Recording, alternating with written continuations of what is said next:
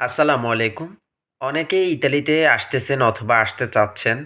অনেকে অনেক রকম ভিডিও দিতেছে, অনেক রকম পরামর্শ দিতেছে। কিন্তু আমি আপনাদেরকে যে পরামর্শটা দিব সেটা হচ্ছে যে অনেকে ইতালিতে চলেও আসছে। কিন্তু আসার পর তারা এই জিনিসটা বুঝতে পারছে।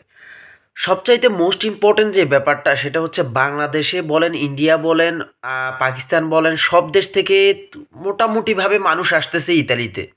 আপনারা জানেন এ স্পন্সর, এগ্রিকালচার, ডোমেস্টিক সব মিলেই আসতেছে মানুষ।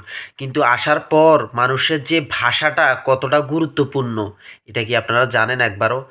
আমি বাংলাদেশে যখন ছিলাম তখন আমাকে অনেকেই বলছে ভাষার ব্যাপারে, "ভাষা শিখো, ভাষা শিখো। এ দেশে ভাষা ছাড়া কোনো গতি নেই।"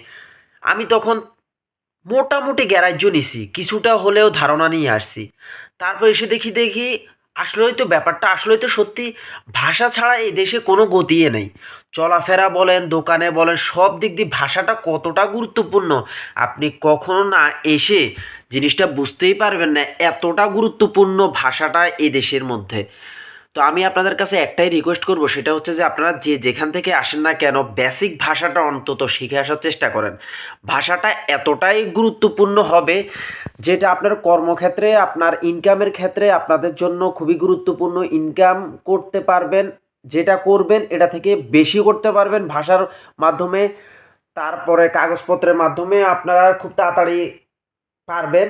ভাষাটা হচ্ছে খুবই জরুরি এখানের মধ্যে। ইতালিতে ভাষাটা এখানে আবার ইংরেজি কোনোভাবে টোটালি চলে না।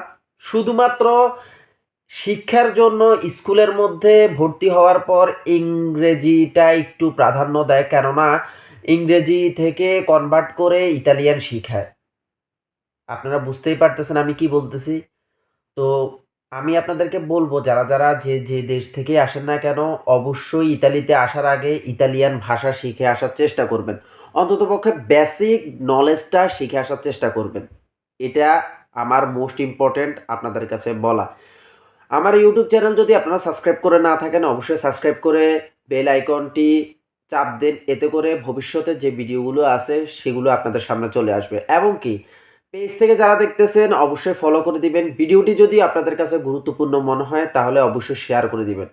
সবাই ভালো থাকবেন, সুস্থ থাকবেন। নতুন ভিডিও নিয়ে আপনাদের সামনে আবারও হাজির হব। সবাইকে আসসালামু আলাইকুম। আল্লাহ হাফেজ।